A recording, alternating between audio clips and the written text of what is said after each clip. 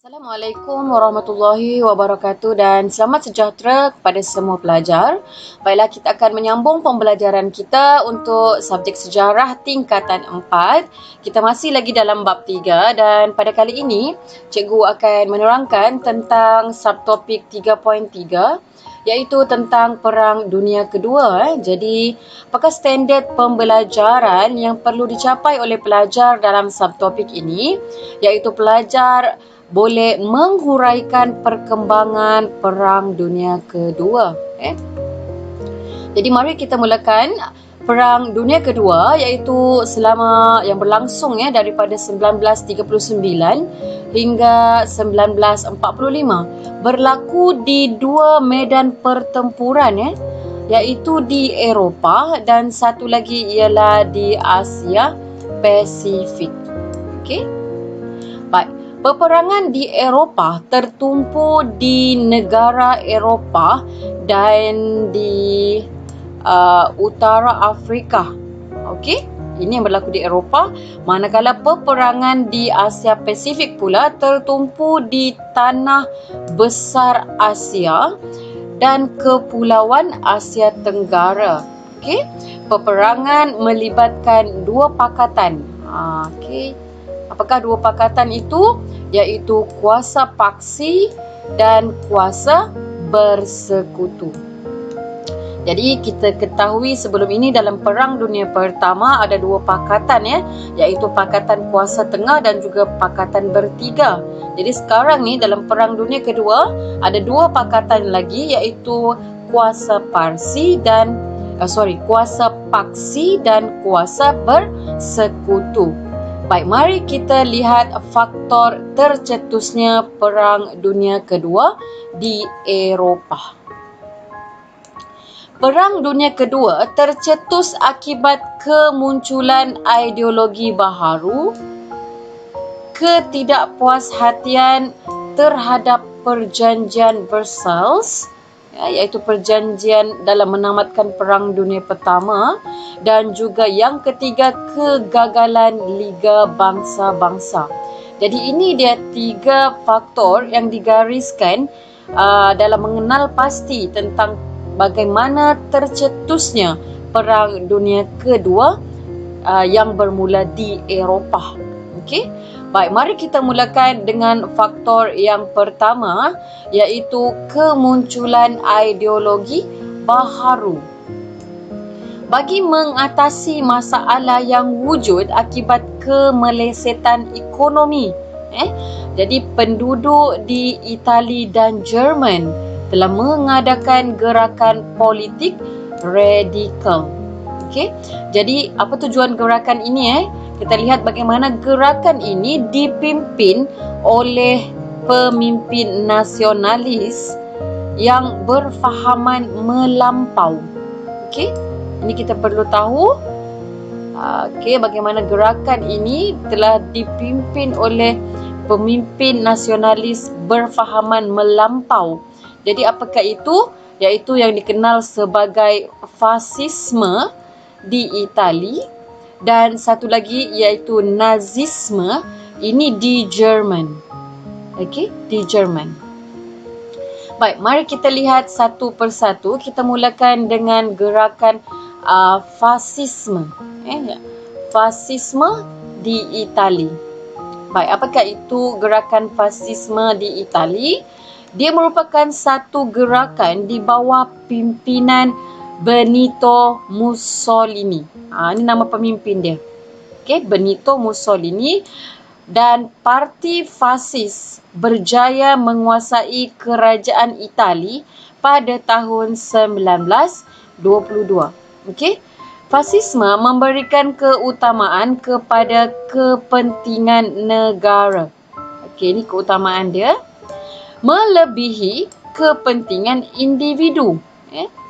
Dan gerakan ini percaya kepada nasionalisme melampau.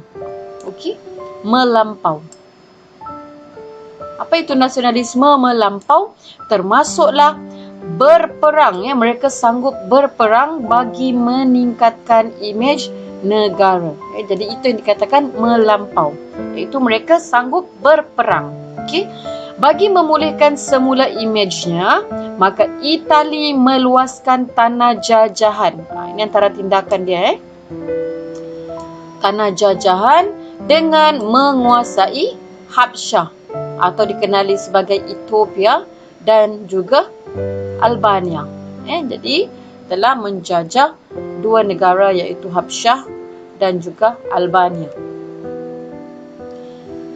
Baik, mari kita teruskan dengan gerakan yang kedua iaitu Nazisme. Okey. Gerakan Nazisme di bawah pimpinan Adolf Hitler dan juga Parti Nazi yang berjaya membentuk kerajaan di Jerman pada tahun 1933. Nazisme mengagungkan bangsa Jerman. Okey. Jadi Hitler merupakan pemimpin gerakan ini berusaha memulihkan nasionalisme Jerman dengan mengetepikan perjanjian Versailles, iaitu perjanjian yang ditandatangani oleh Jerman semasa berakhirnya Perang Dunia Pertama. Jadi bila dia mengetepikan perjanjian ini, semua isi kandungan yang digariskan dalam perjanjian ini telah terbatal disebabkan oleh pelanggaran kepada perjanjian ini.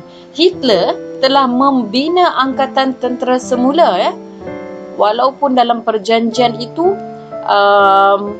melarang ataupun supaya Jerman dapat mengelakkan daripada membina angkatan tentera ataupun memperbesar ketenteraan mereka. Seterusnya menduduki Rhineland, menduduki Rhineland semula, wilayahnya yang hilang melalui perjanjian Versailles.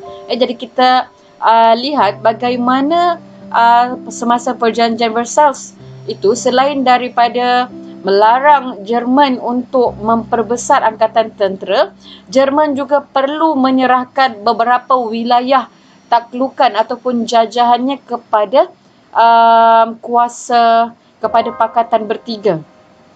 Jadi sekarang ini disebabkan Hitler telah melanggar perjanjian ini, maka dia telah menduduki semula Rhineland sebelum ini telah diberikan ataupun diserahkan kepada Pakatan Bertiga.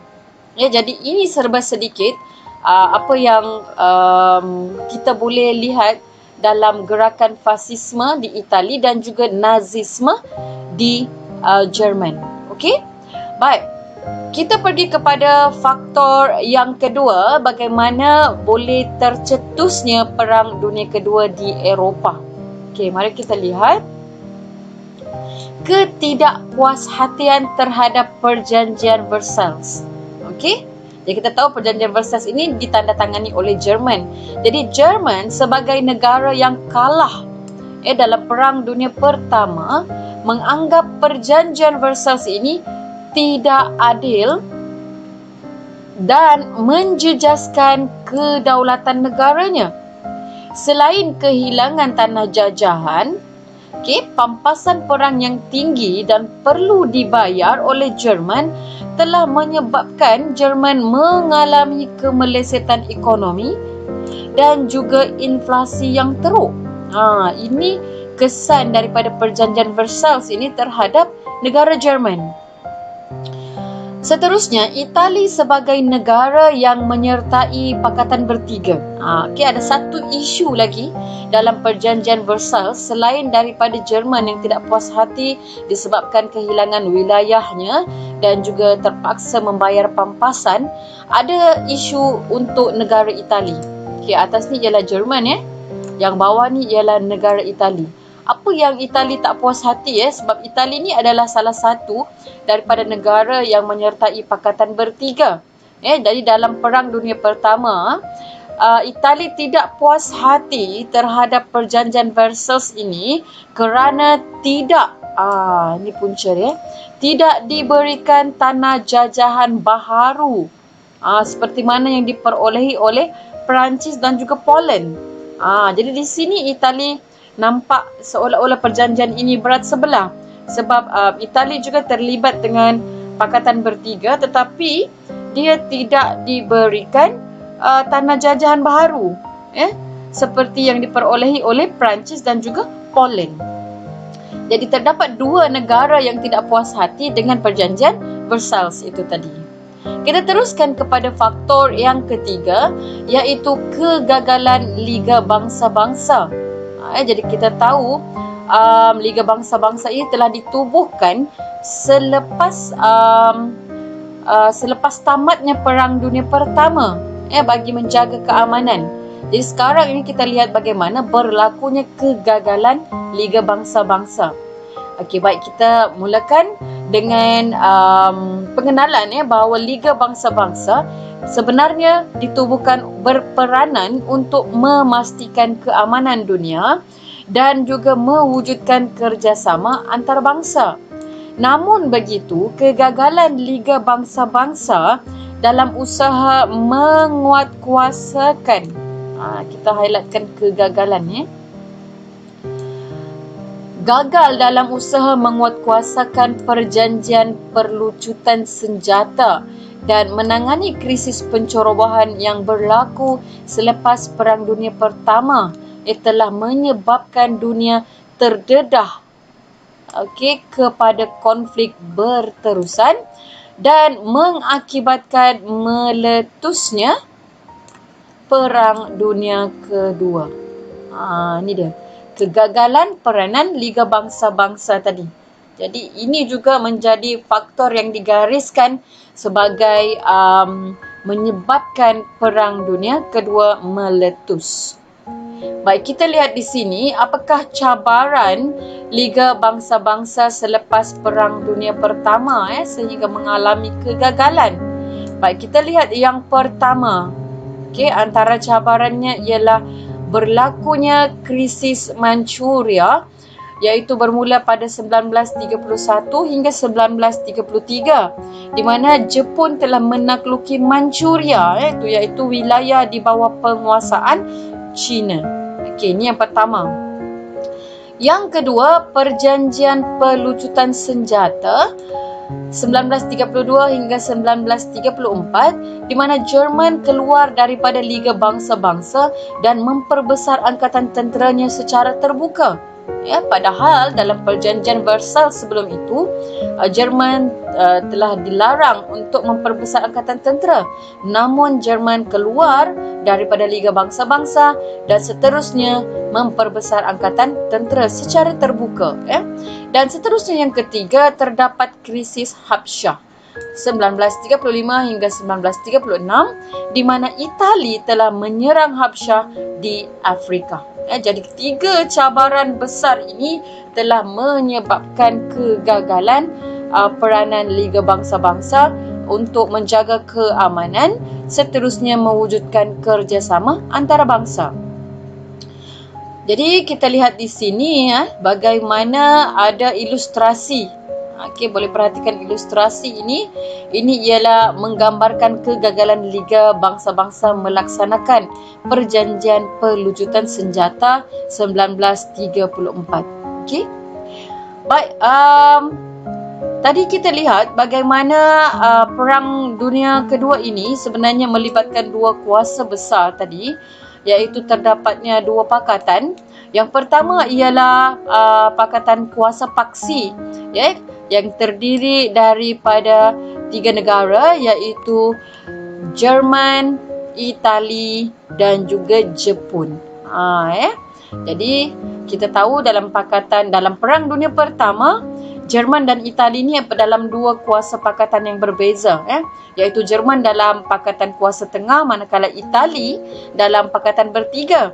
Tetapi dalam Perang Dunia Kedua, Jerman dan Itali menjadi satu pakatan yang sama, iaitu sebagai kuasa paksi, dan Jepun juga turut berada dalam kuasa paksi.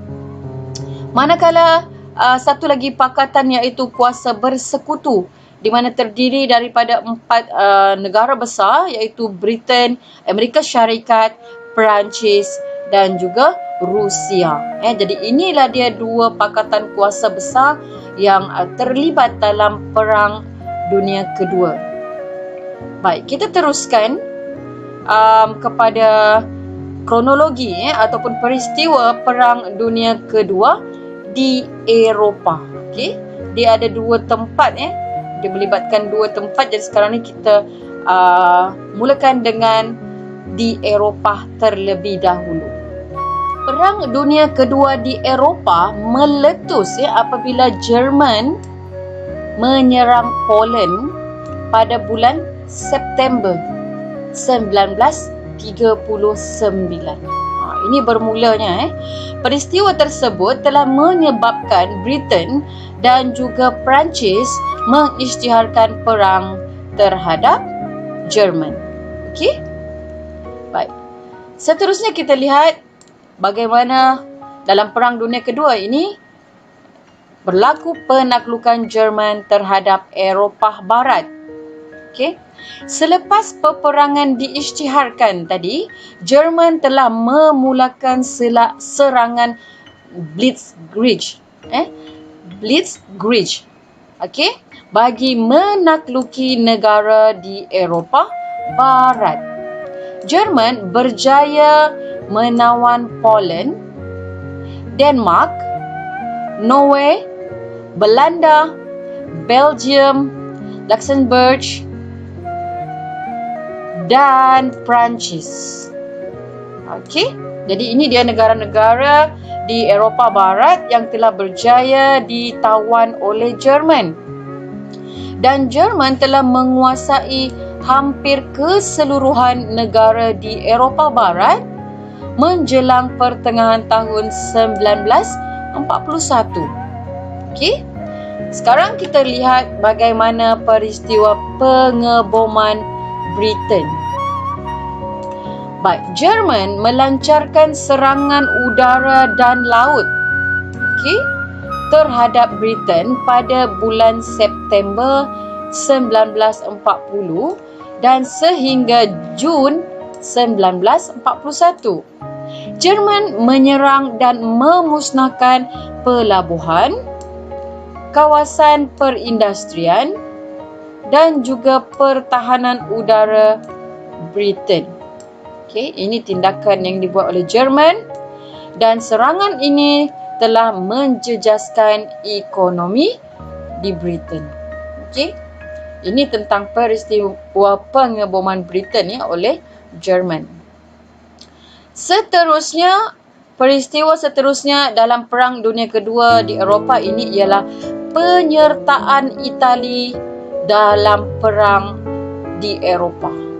Okey, maknanya perang bermula dengan Jerman tadi, kemudian penyertaan Itali. Itali, sekutu Jerman, mengisytiharkan perang terhadap Britain dan Perancis pada bulan Jun 1940. Tentera Itali menyerang Perancis melalui arah selatan, manakala Jerman menyerang Perancis dari arah utara. Maknanya sekarang ni Perancis dikepung di mana Itali serang dari arah selatan, manakala Jerman dari arah utara. Baik, ini bagaimana kisah tentang penyertaan Itali dalam Perang Dunia di Eropah, Perang Dunia Kedua. Itali telah bekerjasama dengan Jerman dalam menyerang Perancis. Baik, peristiwa seterusnya dalam Perang Dunia Kedua di Eropah ialah serangan Jerman ke atas Rusia. Setelah menguasai Eropah, Jerman telah melancarkan operasi Barbarossa, iaitu serangan besar-besaran untuk menawan Rusia. Bertujuan untuk menawan Rusia.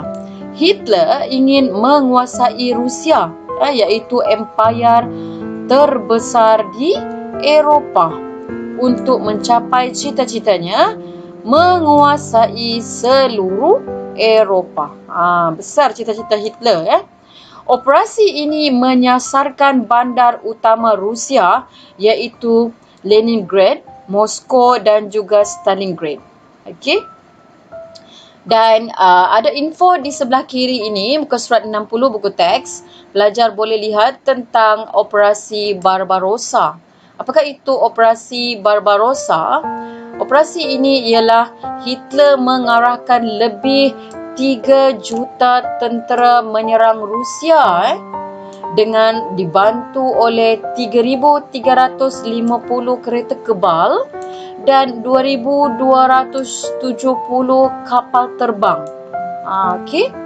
Dan operasi ini juga disertai oleh tentera dari Finland, Hungary dan Romania. Inilah dipanggil sebagai Operasi Barbarossa, iaitu serangan besar-besaran terhadap Rusia. Dan ada glosari tentang Blitzkrieg tadi. Okey, Blitzkrieg tadi, di mana kita lihat Blitzkrieg tadi ialah bagaimana penaklukan Jerman terhadap Eropah Barat. Jadi adanya serangan Blitzkrieg. So apa itu serangan Blitzkrieg? Bermaksud serangan kilat. Okey, serangan kilat. Iaitu kapal terbang Jerman telah mengebom sasaran musuh, diikuti dengan serangan kereta kebal dan tentera bermotorsikal. Maknanya serangan daripada serangan daripada udara dan juga darat secara serentak dan mengejut. Itu yang dipanggil sebagai Blitzkrieg dan akhirnya menyebabkan Jerman berjaya menguasai keseluruhan hampir keseluruhan Eropah Barat. Baik, ini yang berlaku di dalam Perang Dunia Kedua di Eropah. Jadi jika kita perhatikan di sini ada peta menunjukkan lokasi Perang Dunia Kedua di Eropah daripada tahun 1939 hingga 1941. Pelajar boleh merujuk kepada buku teks tingkatan 4 muka surat 61. Okey, perhatikan dekat petunjuk bagaimana kuasa paksi dan wilayah dikuasai oleh kuasa paksi. Seterusnya ada kuasa bersekutu, negara berkecuali. Kemudian ada anak panah, ini menunjukkan kemarahan kuasa paksi dan simbol ini menunjukkan bandar yang musnah akibat dibom. Jadi boleh perhatikan semuanya di dalam peta ini, sangat jelas dan sangat membantu pelajar untuk memahami situasi yang diceritakan di dalam muka surat 60 tadi. Okey. Baik, seterusnya kita akan melihat kepada berakhirnya Perang Dunia Kedua di Eropah. Bagaimana Perang Dunia Kedua di Eropah boleh berakhir. Kerjasama kuasa besar dan keberkesanan strategi serangan balas membawa kejayaan kepada kuasa bersekutu. Okey. Kuasa bersekutu yang terdiri daripada 4 negara tadi. Kemenangan pihak bersekutu memberikan iktibar kepada kita tentang kepentingan bekerjasama dan bermuafakat dalam menghadapi cabaran. Okey, ini satu iktibar yang sangat penting, iaitu kita perlu bekerjasama dan bermuafakat dalam menghadapi sesuatu cabaran. Baik, mari kita lihat tentang kerjasama kuasa besar. Presiden Amerika Syarikat pada ketika itu iaitu Franklin Roosevelt dan juga Perdana Menteri Britain iaitu Winston Churchill sering bertemu untuk membuat keputusan politik dan ketenteraan. Kemudian kerjasama ini melibatkan Presiden Rusia pula iaitu Joseph Stalin. Di medan peperangan, tentera bersekutu daripada ketiga-tiga perkhidmatan iaitu tentera darat, udara dan laut beroperasi di bawah Komander tertinggi bersekutu yang diketuai oleh Amerika Syarikat. Jadi ini tentang kerjasama di antara Amerika Syarikat, Britain dan juga Rusia. Baik, kita teruskan Ini dia ada gambar 3 tokoh kuasa besar. 3 tokoh kuasa besar dunia yang terlibat dalam Perang Dunia Kedua. Joseph Stalin ya di sebelah kanan. Okey, mungkin yang ini. Okey, kemudian Franklin Roosevelt di tengah. Presiden Amerika Syarikat dan seterusnya ialah Winston Churchill kiri. Ni dia. Winston Churchill ini tadi ialah merupakan Perdana Menteri Britain bertemu di Yalta, Rusia ketika Perang Dunia Kedua. Okey. Dan seterusnya yang di sebelah kanan ini ada satu poster propaganda pihak bersekutu lah untuk menentang Jerman dalam Perang Dunia Kedua. Jadi itu adalah ni merupakan avatar kepada Hitler, di mana ketiga-tiga negara ini dilihat tangan kepada ketiga-tiga negara ini bekerjasama menjerut leher Hitler. Matilah dia di situ. Okey, jadi ini adalah poster propaganda. Baik, kita teruskan kepada yang kedua, bagaimana adanya keberkesanan strategi serangan. Okey, bagaimana strategi serangan yang dibuat Kesilapan kuasa paksi membuat keputusan politik. Kita highlight kan. Dan ketenteraan dalam operasi menawan Rusia telah membawa kegagalan. Jadi sementara itu kuasa bersekutu pimpinan Amerika Syarikat memperlihatkan keunggulan dalam perancangan ketenteraan, terutamanya kejayaan operasi pendaratan tentera bersekutu di Normandy, Perancis. Okey. Jadi ini boleh dijelaskan lagi tentang perancangan ketenteraan, kejayaan operasi pendaratan tentera bersekutu di Normandy, Perancis. Ini boleh dijelaskan melalui yang di bawah ini. Mari kita lihat penerangan dia berkaitan dengan kegagalan operasi menawan Rusia. Okey, macam mana boleh gagal Serangan terhadap Rusia berjalan lancar pada peringkat awal. Okey, walau bagaimanapun Jerman kehilangan banyak nyawa tenteranya apabila perang melewati 2 musim sejuk di Rusia. Jadi kita tahu Rusia merupakan antara negara yang sejuk mempunyai iklim Siberia, iklim Rusia yang sangat sejuk. Jadi tempoh perang yang panjang ini telah menyebabkan tentera Jerman kehabisan peluru. Okey, apa lagi yang habis? Minyak dan juga makanan. 3 benda yang penting ini akhirnya telah melemahkan semangat tentera Jerman. General Jerman iaitu Friedrich von Paulus mengingkari perintah Hitler untuk meneruskan peperangan.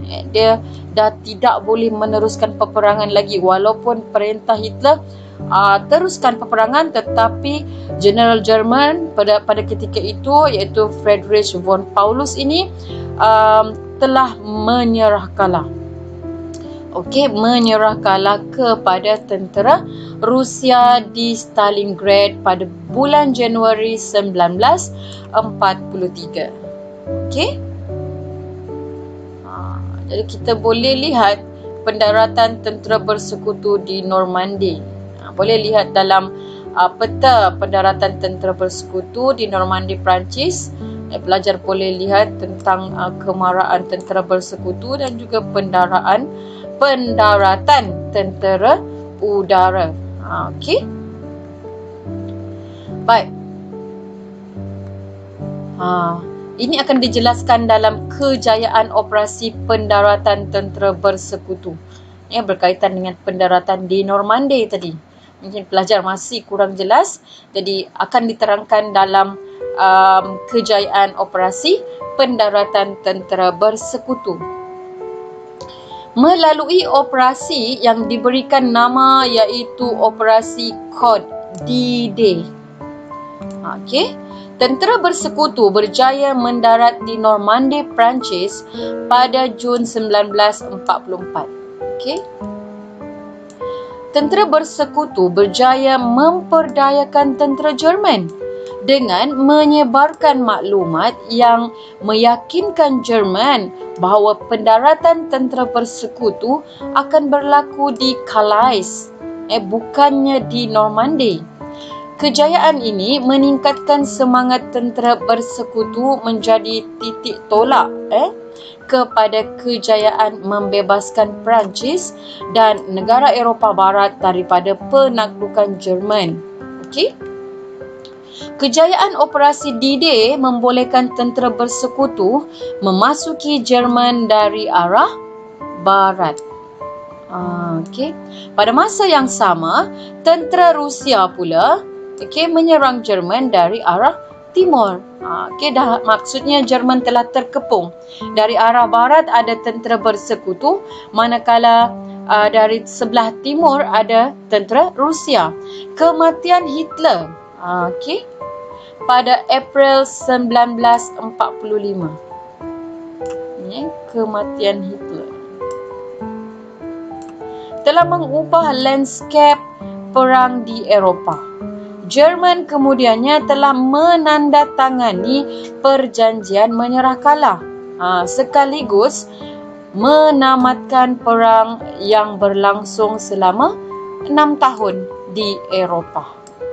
Jadi sebenarnya perang yang dimulakan oleh Jerman ini, jadi apabila Jerman telah menyerah kalah dan berkaitan dengan kematian Hitler pada tahun 1945, maka secara rasminya perang dunia yang berlangsung di Eropah selama 6 tahun telah pun tamat. Telah pun berjaya ditamatkan. Baik. Kita lihat sedikit penutup di sini. Kejayaan dalam perang di Eropah membolehkan tentera bersekutu memberikan perhatian kepada peperangan di Asia Pasifik dalam usaha menghadapi kemarahan tentera Jepun. Jadi maknanya walaupun perang dunia kedua di Eropah telah tamat, telah dimenangi oleh tentera bersekutu, namun begitu ada satu lagi perang iaitu juga perang dunia kedua yang berlaku di Asia Pasifik, iaitu berkaitan dengan kemarahan tentera Jepun yang perlu diatasi ataupun diberi perhatian oleh tentera bersekutu. Jadi pada pelajar semua, insya-Allah untuk perang dunia kedua di Asia Pasifik kita akan sentuh dalam video cikgu yang seterusnya, iaitu berkaitan dengan subtopik 3.4.